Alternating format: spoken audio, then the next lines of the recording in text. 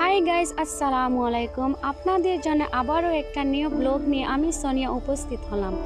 আমাদের গ্রামের জমিতে ধান কাটার পরে বাড়ির আশেপাশে সব মিলেমিশে আমরা টুপা খাই। আপনাদের বাসায় কি বলেন কমেন্টে বলে যাবেন। এই যে দেখছেন মাংস, মুরগির মাংস আমার এক আপু রান্না করছে চুলার মধ্যে। এই তো আরও কত কিছু আপনাদেরকে দেখাবো। এই যে চাল, আলু, এরপরে পেঁয়াজ কুচি, রসুন কুচি, এইসব নানা রকমের আইটেম। এবার ছোট্ট করে একটা ব্লগ করছি, পরবর্তীতে সব নিয়ে জমিয়ে একটা ব্লগ করব।